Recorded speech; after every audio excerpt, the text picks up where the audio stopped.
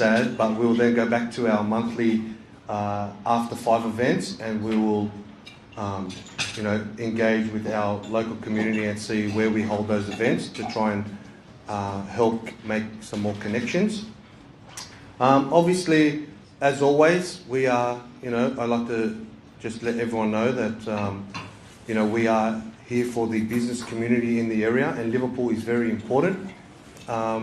We've had a few meetings. First of all, let me say Dimitri sends his apologies. Again, Wednesday nights just haven't been his forte, unfortunately, so you're stuck with me, and Joe's health is still not the best, so we wish Joe a speedy recovery. In saying that too, I'd like to introduce, obviously, and just acknowledge some of our board members in the room, because, again, I tell you guys, we are volunteers and we are just trying to make sure that we do the best we can for this business community. So if I can get Leanne, please stand up. There's Fari and Roy on the right. There's Tony Estefan, and Jean was at the front. I'm not sure if she's come in. Jean, she's at the front desk there. And then obviously we have a few apologies as Dimitri and Gordon. Have I mentioned anyone? Tara. And Tara. So they were here earlier and then had to leave for some other commitments. So welcome everyone tonight. So we have another great couple of speakers tonight. So we have Superintendent Adam White from the local area command. I'll read out his accolades in a minute. There's quite a few. And obviously we have the Mayor, Mr. Ned Manoon. Thank you very much for joining us. So as I said earlier in our other meetings, we're trying to make sure that our meetings and our events really hold value for the local business community, and that's what we wanted to do. So as a business community, it's very important that we know what's going on in the area, that we have a say of what's going on in the area, and we can only do that if we are all on the same page and we all work together, and that's very, very important. And by seeing the amount of people in the room today, it's great. It's what we are hoping to achieve and more. And it's only through having local businesses, small and large, in the area that's going to make this area thrive to what it potentially can be. And I say that with all honesty because I had a chat with a few of the Parramatta Chamber president, and we were both of the same sort of opinion that Parramatta is another city that Sydney is looking at, but the second city is Liverpool. And I honestly believe this is going to be another major city, and we need to be involved now. Not tomorrow, not 6 months, not when the airport is built. The time is now, and we need to be together to make sure that we are part of it, because we are going to be the backbone of this city through the local businesses, and we're going to help each other to get through it and make sure that this is what it's for. This is why we create a chamber such as this, to make sure that that we advocate for small businesses. It's very important. I think for the economy, for our children, for the area. There's so many factors, and beneficiaries of having an event such as this, and we need to grow. And in saying that, and why it's very important to have Adam and emergency services and part of them, because they're part of the community, and we need to, grow that relationship with them, because they're on the same page as us. We need to make sure that we're working together, that we support them, they are supporting us, and we need to make that acknowledgement for them. And we appreciate everything that you guys do for the community. It's without a doubt, heroes without capes. Without further ado then I am going to start. I have to save it because it's quite a bit. I'm just going to go through a bit of the career. This is the career. So, 1988, joined the Australian Police Force. 89, attested to the probationary constable at Lakemba. 92, investigator accident investigation unit in Bankstown. 94, investigator crash investigation unit in Macarthur. 97, senior investigator crash investigation unit Greater Hume region. 1999, general duties Liverpool local area command. 2001, team leader sergeant general duties Cabramatta local area command. 03, Inspector Duty Officer in Fairfield Local Area Command. 06, Superintendent Commander Marrickville. Superintendent Commander Operation Programs in 08. Superintendent Staff Officer to Deputy Commissioner Corporate. 2010, Chief Superintendent, Chief of Staff to the Commissioner of Police. 17, Commander of Traffic Management Centre in the Campsie area. 2018, Commander of the Liverpool Area Command. And the Australian Police Medal of Honour. And I think that is quite an achievement if we can have round of applause. So thank you very much, Adam, and the mic is yours. Thank you so much. Can you hear me without the mic? Or? No. Okay. Thank you for that. Embarrassing, making me feel much older than I look, obviously. Thank you very much for the invite along here this evening. Today is basically, I'll take you on a little bit of an overview of the Liverpool City Police Area Command. As was introduced, I've been the commander there since 2018, and I'm very proud of the efforts of all the police attached to this command. It's an exceptionally busy command, which I'll give you a little bit of an overview. And we all call it the Mighty. It's the Mighty Liverpool City Pack because we get a bit of everything in relation to both crime response, calls to service, and disaster management and emergency management. Liverpool's one of the areas that's quite unique that we have floods, fires, because we have a lot of rural. We go basically almost out to Warragamba Dam, and we have the new international airport, which is being built as we speak. So, what we call a call to service is if you triple O. You ring triple O, and these are single calls. So if we get 5 calls on one job, it's classed as one. So as you'll see, we've had a steady increase. So there's P1 to P5. P1 is, they're very, very rare, a P1. P2 and P3 are the primary jobs. P2s are the ones where you see the lights and sirens.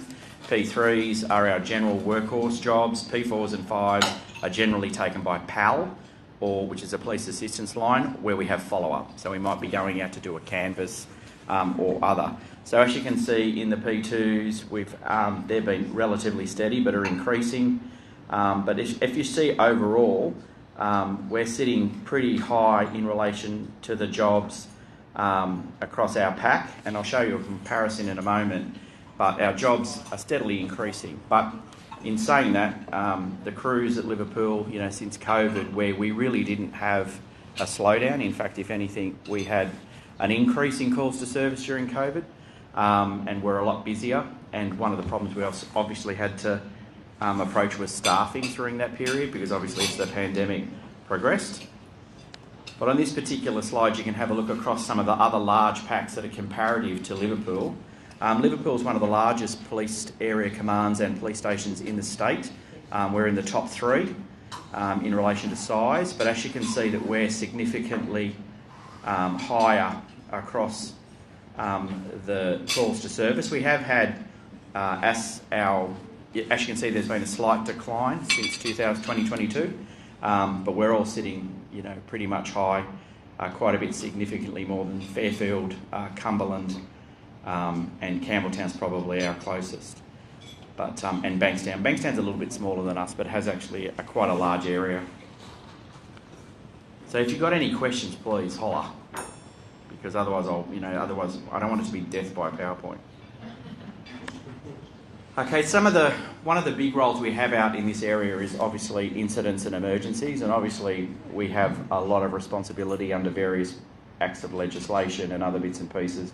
So we are responsible for site management, command, control and coordination, perimeters, which is where you'll probably see us the most on perimeters and making your travels home more difficult, and evacuations. So that's often where you'll see us. If it's on a media thing, you'll see us on a perimeter or doing evacuations and the like, assisting some of our other emergency services. We're very blessed in this area that we have great relationships with all the emergency services, and in particular that's been strengthened since the commencement of the Western Sydney International Airport, because obviously we've all come together to actually set up all the emergency and security arrangements for the new international airport. We have a great team at council. We're very, very lucky with our Liverpool City Council. They're all over it in relation to emergency management, and the LEMO role, which is the local emergency management operator, who actually works very closely with me because I'm the liaison. So we do a lot of matters, and only last weekend we were on the phone talking about, you know, Gurner Avenue, Austral, as it goes under if it sprinkles, and other areas. So everyone's across their areas, they've got really good resources, so we actually are very, very lucky in this area that we don't have any disputes in relation to getting things done, and the depot is always available to us to assist. So thank you to Liverpool City Council. I'm not on the payroll, but I will take commissions.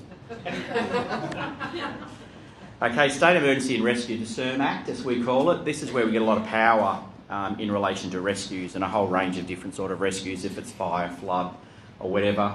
Obviously, there's, you know, everyone knows about watch and prepare and stay, you know, shelter in place, etc. as the warnings come out. We're not always the combat agency. So if it's a fire, obviously it's New South Wales Fire and Rescue or the RFS. If it's flood, it's SES. But what happens is, if it's declared an overarching disaster, police step out of the policing role and the senior police officer becomes the site controller, and they then take responsibility for managing the whole response.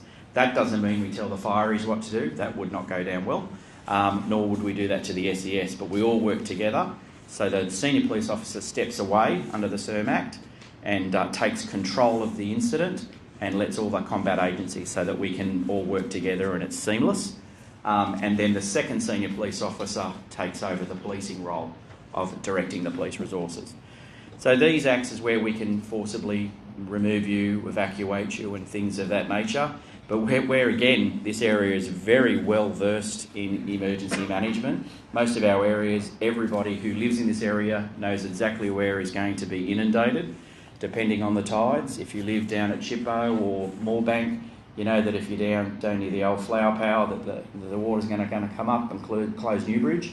So most of the people actually don't evacuate because they've already got plans. They either get out quickly, or they're well aware that the waters aren't going to get up into their premises, and they're well prepared. So it's not often we have to use the exculpations and the use of force. I don't think we've ever used use of force in this area. We certainly have over in those fires back in the early thousands over in Menai. We had to do it, but not really around here. This is a good old photo of a 1956 flood at Newbridge Road. Look, the water still comes up, but there's not many houses down this end anymore. Most of them were purchased off, and the ones that are down there are well prepared.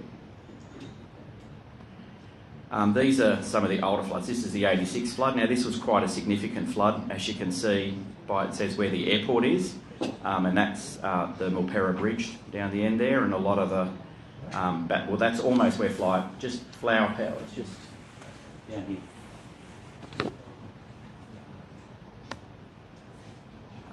This is Chippo in the 86 floods. So a lot of you will remember. I can see there's a lot of faces in here that we've seen before. So a lot of you have been in the area for a very long time.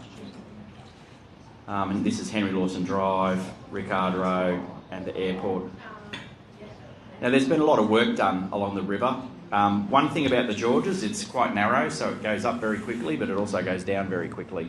And to be honest, the last, say, 4 flood emergencies that we've had, the tides have been very, very kind to us. And so the tides are quite quick on the Georges, so it does tend to move about quickly, but in this particular flood, it was exacerbated by almost 2 weeks of rain.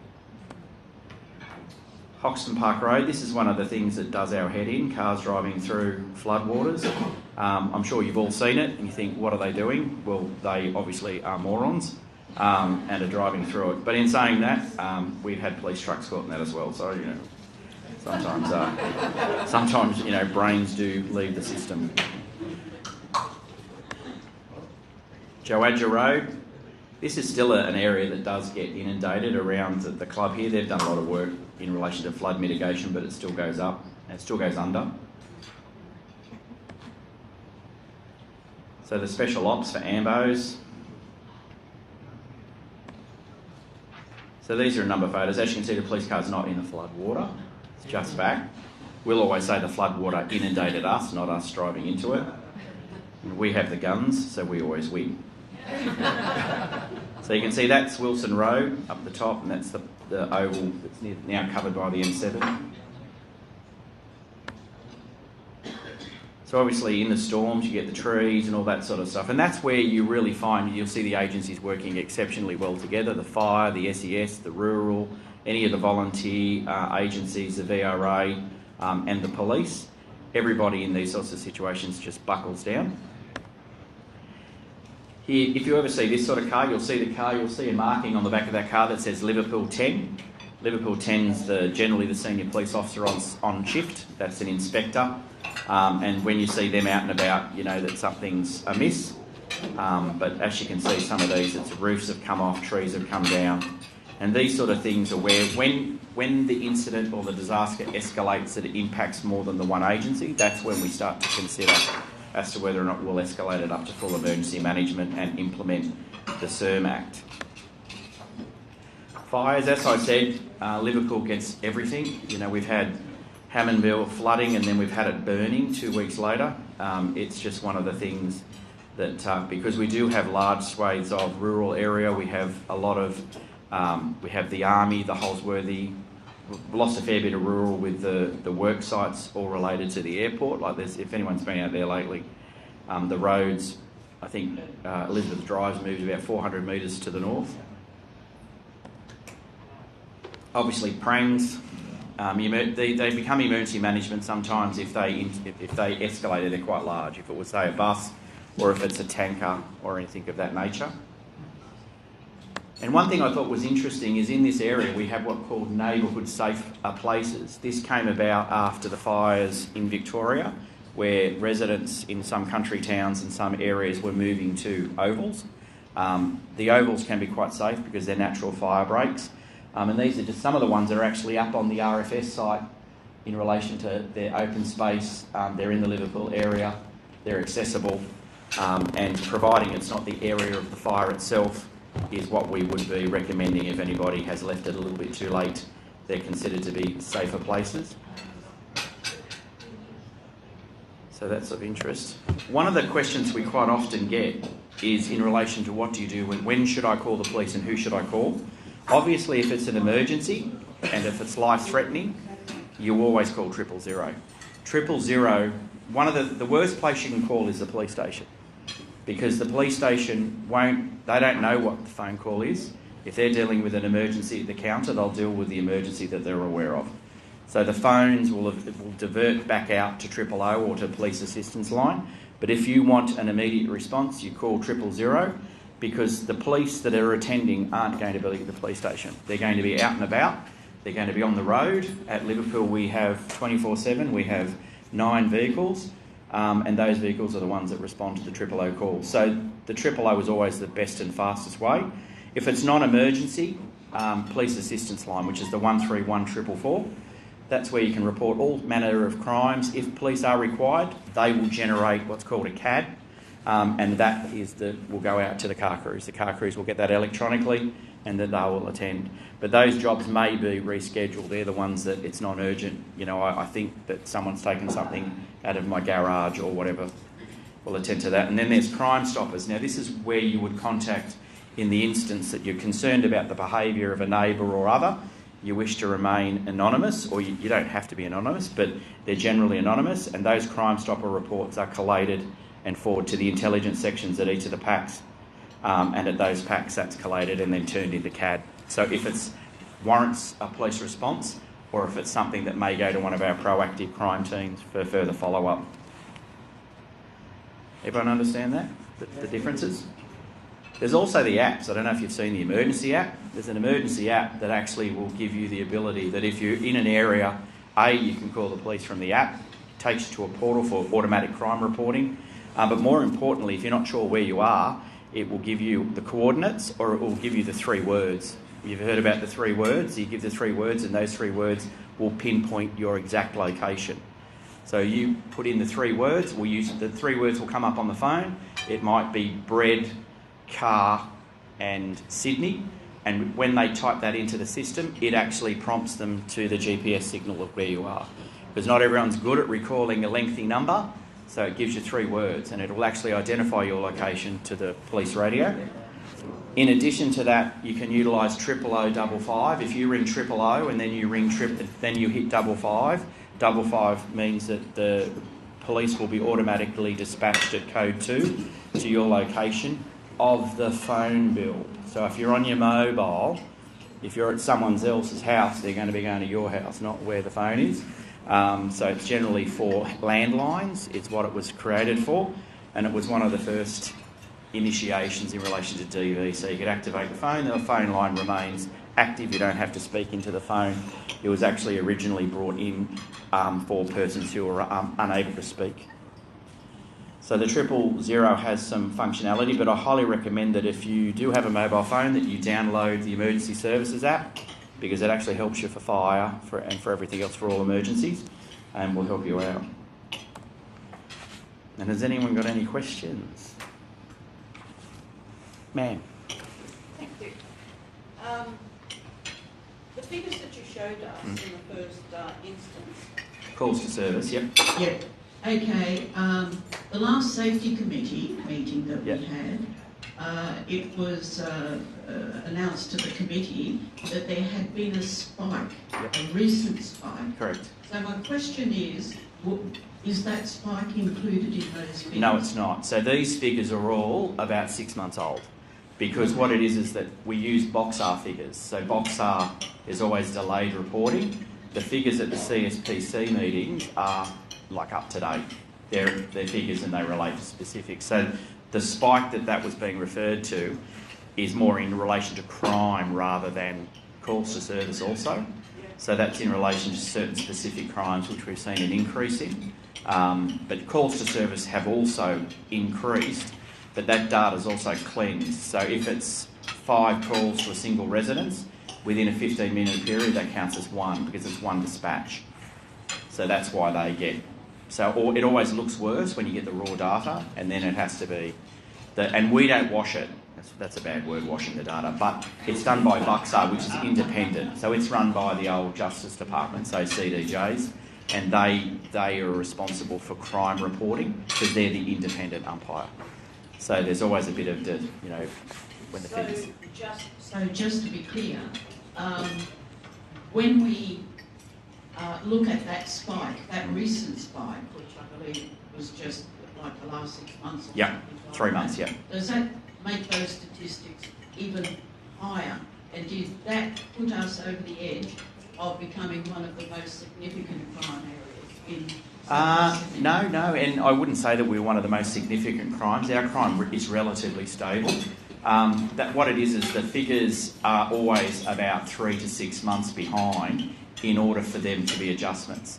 Because what it is, some people don't report crime immediately, so therefore if we put the figures out, say, weekly, and then somebody comes through the door for historical matters, like quite often with sexual assault matters, they can be 2 to 5 to 12 to 20 years ago, so it actually skewers the figures.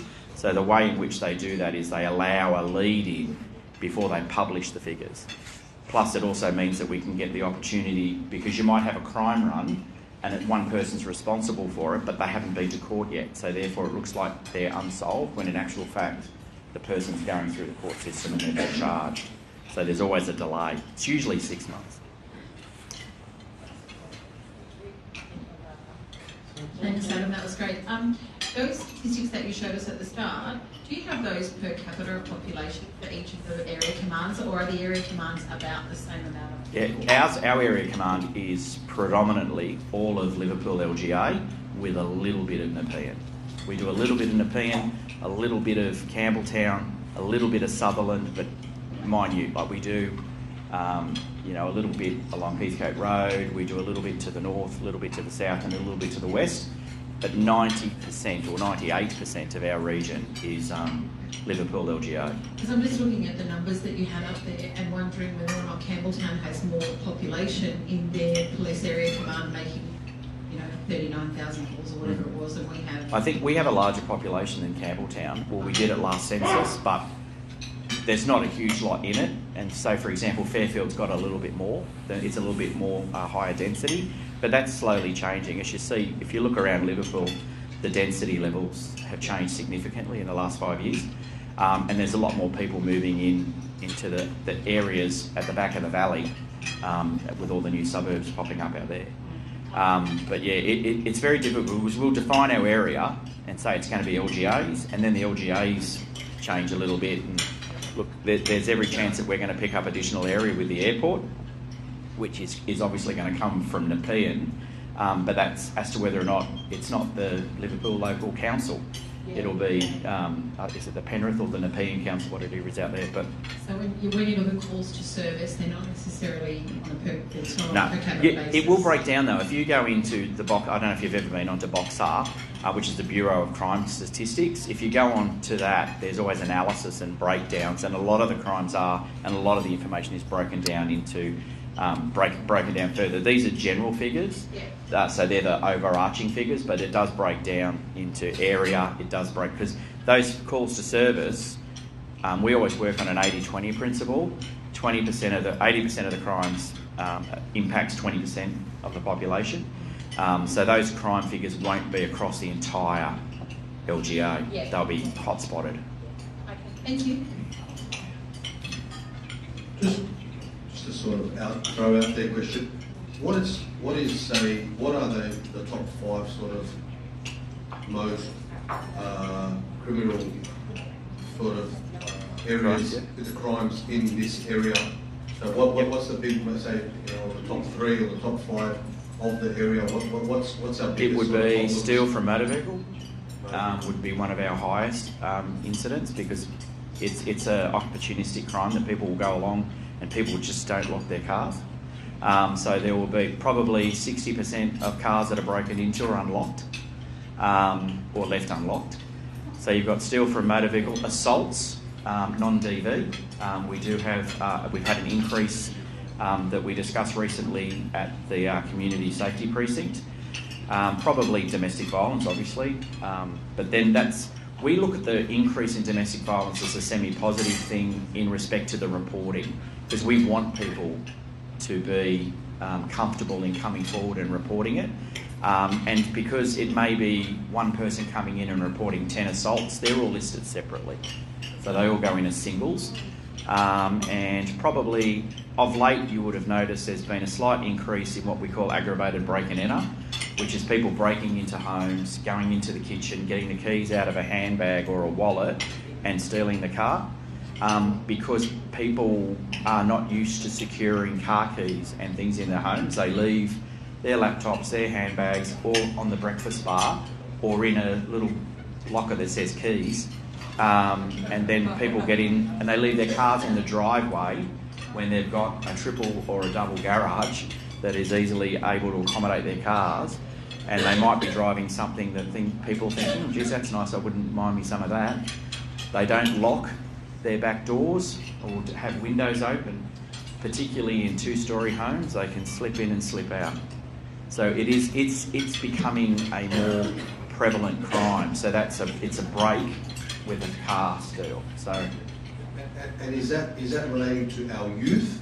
Do we have a youth problem in the area? No, I wouldn't say we do. Compared to what you hear on the news, like we don't have. Crazy. You would have heard of Operation Sweetener, which is a targeted operation in relation to youth doing exactly that. We've had them in the area, but we haven't had a huge run like some of the areas have had. But in saying that, in the last 2 weeks, we've had 2 aggravated break and enters, and one of which was resulted in a shooting yesterday morning. But as I said, when I was on the news last night, looking particularly handsome, and awaiting a call from my manager for home and away, none of those are generally targeted. None of that. They're not random. Those sorts of events. Those events are happening. It's very, very rare for it to be random. There's generally a reason. They're generally all targeted. There's always an exception. It could be incorrect address or something of that nature, but generally they're all targeted. So from the community perspective, that's not something to fear as such, because these matters generally happen to persons that are doing stuff they shouldn't be. And what about in terms of actual police officers? Do we have a shortage of officers in this area? Look, Or we how have. Are we looking? No, we're looking all right. We're still meeting all of our obligations. We have a very large first response agreement, which is what's called for minimum policing. We meet our first response and we meet all of our related requirements for like dance concerts and assisting other areas with supplementing police numbers. But we at Liverpool are travelling quite well. And I have to say, my crew, they worked incredibly hard. They worked very, very hard. Thanks, Michael. Just a question. I'm noticing that there's an increase in people living on the streets, homelessness, especially around the police station area and then the courts, and then around where the old library used to be, and certainly where our offices are. Are you noticing an increase in crime because of that? Not really. They don't generally cause crime issues other than the fact that if they trespass.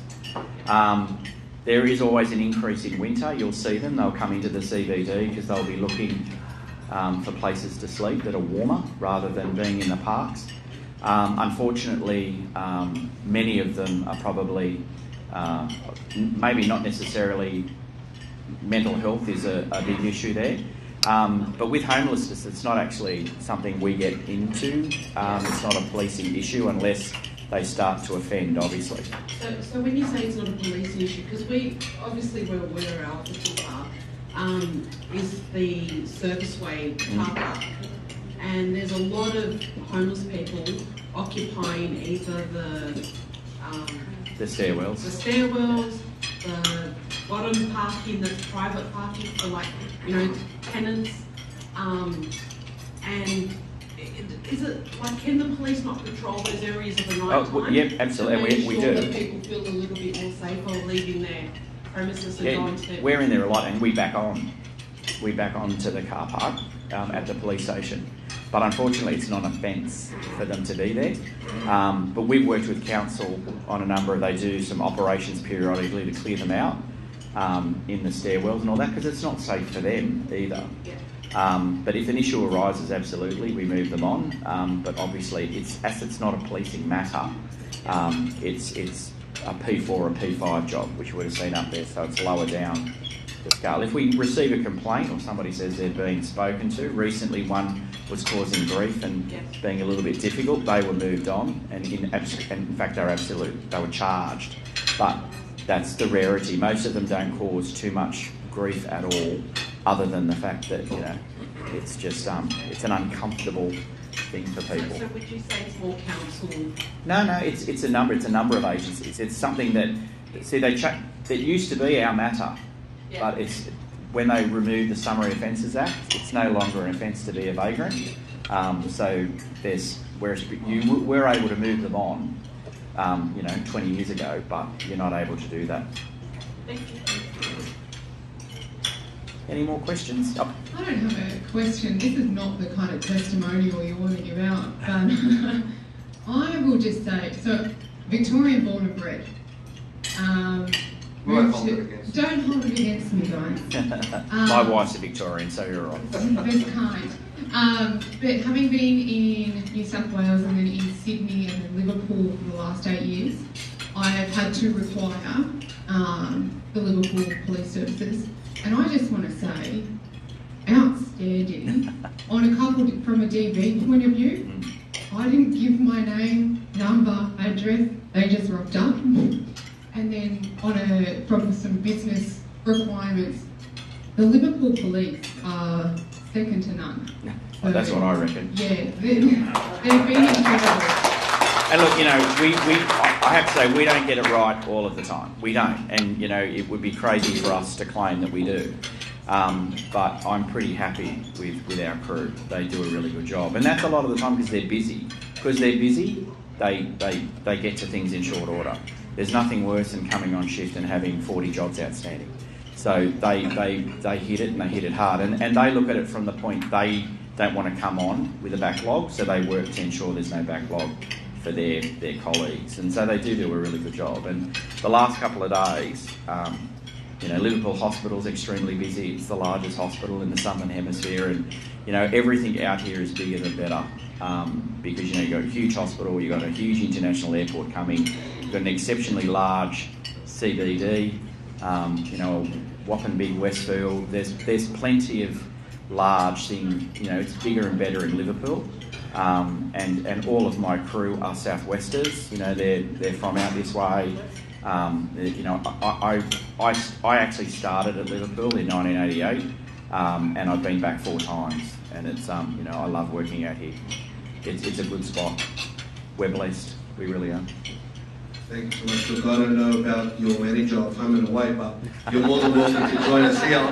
And I hope that we can have you here more often and part of the team to get to meet everyone, because I think obviously you guys are invaluable. We need you guys, and hopefully the business community will obviously support you guys as the way you support the community.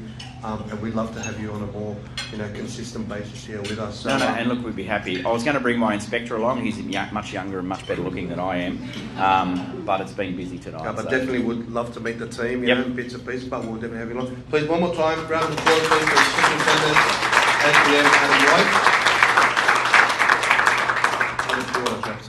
Guys, obviously dinner's served. I'll give you a few minutes to finish up, and then we'll bring on our next speaker. So